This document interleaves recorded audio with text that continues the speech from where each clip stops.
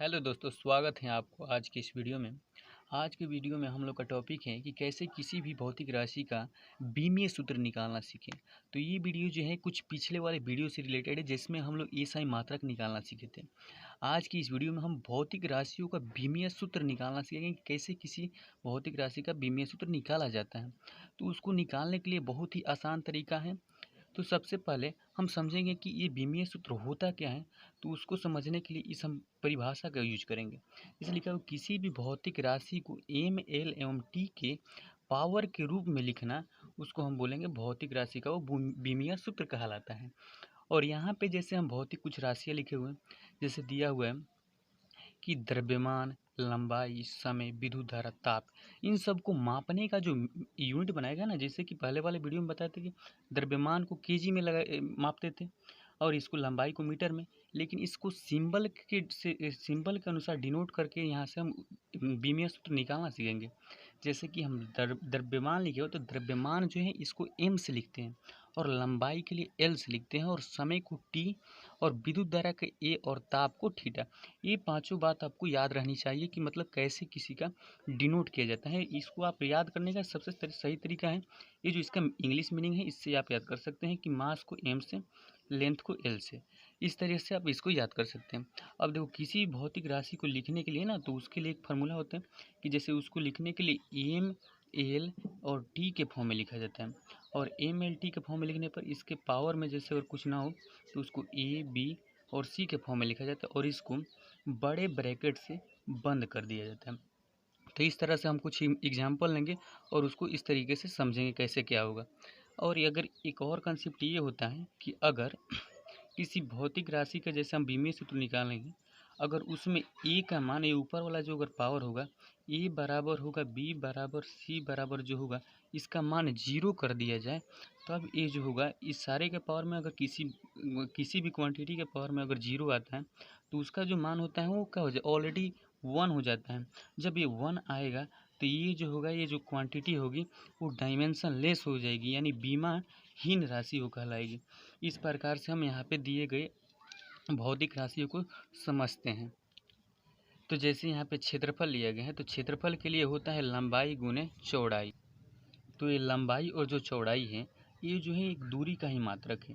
तो लंबाई और चौड़ाई के लिए लंबाई और चौड़ाई के लिए दूरी का जो मात्रक है, इसके अनुसार निकालेंगे तो ये हो जाएगा लेंथ के लिए, यानी एल गुने ये वाला हो जाएगा एल। हमें को इसका डायमेंशन निकालना है, तो एल गुने एल होगा तो ये हो जाएगा एल स्क्वायर। अगर इसको हमको डायमेंशन के फॉर्म में एम एल टी के फॉर्म में लिखना है, तो इसको हम ऐसे लिख सकते हैं, एम के पावर में 0, एल के पावर में 2 और टी के पावर में 0। हम यहाँ पे 0 लिखने का पीछे का रीज़न पीछे आप लोगों को बताया कि ये जो होता है 0 किसी के पावर में लिख देंगे तो उसका मान हो जाएगा 1, और यहाँ पे एल स्क्वायर हो जाएगा।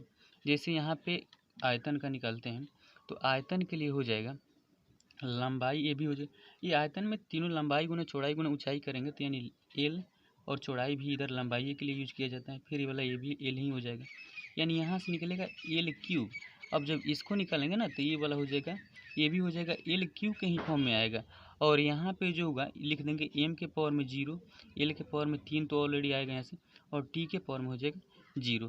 तो इसके लिए ये वाला डायमेंशन होगा। और एक बात ध्यान रखना, जब भी लिखिएगा इसको बड़ा एम और एल और टी के फॉर्म में लिखना, और क्या इसको बड़े कोष्ठ से घेर देंगे बाद में।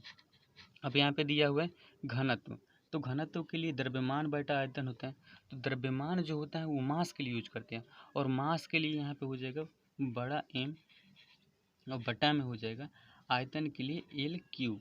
यानी ये जब यहाँ से नीचे से ऊपर जाएगा तो ये हो जाएगा एम, और एल की वैल्यू हो जाएगा -3, यानी नीचे प्लस में है, ऊपर जाएगा तो ये माइनस में हो जाएगा।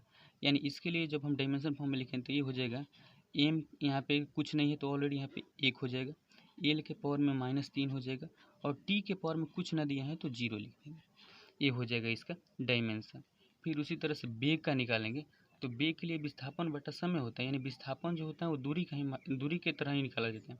तो दूरी के लिए एल लिखते हैं, तो ये हो जाएगा एल, और समय के लिए टी, यानी ऊपर जाएगा तो एल टी के पावर -1 हो जाएगा।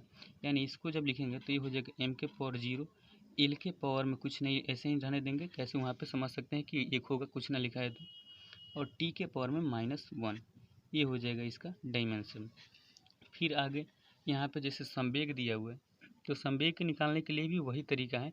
जैसे कि यहाँ पे क्या करेंगे कि द्रव्यमान के लिए भी मास लिख देंगे, और वेग के लिए ऊपर निकला हुआ यहाँ पे मीटर प्रति सेकंड के लिए लिखेंगे। यानी एल ऊपर हो जाएगा लंबाई के लिए, और समय के लिए टी, यानी ये हो जाएगा एम एल, और टी के जब यहाँ से नीचे से ऊपर जाएगा तो ये हो जाएगा -1 लगा देंगे, यानी एम एल टी के पावर -1। इस तरह से इसका डायमेंशन निकल गया। इतना निकाल चुके हैं तो आप लोग इससे अनुमान लगा सकते हैं कि कैसे हम किसी भौतिक राशियों का बीमीय सूत्र निकाल रहे हैं। बल के लिए यहाँ पे क्या करेंगे, बल के लिए लिखा हुआ द्रव्यमान गुणे त्वरण। तो द्रव्यमान के लिए मीटर यानी कहने सॉरी, यहाँ पे द्रव्यमान जो है वो केजी मापते हैं, जिसके लिए हम मास के लिए बड़ा एम लिखते हैं। और त्वरण के लिए हो जाएगा, वो होता है त्वरण के लिए वेग में परिवर्तन का दर, यानी वेग बटा समय। तो उसके लिए हम लिखते हैं एल, और बटा में हो जाएगा टी के पावर -2। ये वाला इसको फार्मूला हम आप लोग के लिए कुछ भौतिक राशि है और उसका फार्मूला क्या होता है हम एंड में आपको यहाँ पे डाल देंगे एक पीडीएफ बना के, जिसको आप बढ़िया से याद कर लीजिएगा। तो एम एल और टी के पावर ये वाला जो होगा प्लस में होता है नीचे की ओर। तो इसका जब निकालेंगे तो यहाँ पे आएगा एम एल टी के पावर -2, नीचे से प्लस वाला जो ऊपर जाएगा तो ये वाला इतना हो जाएगा। तो उम्मीद है कि आपको ये वाला जो वीडियो है बहुत ही अच्छा लगा होगा। हम आपके लिए एक भौतिक राशि और बीमीय सूत्र के लिए एक यहाँ पे पीडीएफ लगा देंगे, जिसको आप बढ़िया से पढ़ लीजिएगा। तो उम्मीद है कि आपको ये वीडियो बहुत ही अच्छा लगा होगा।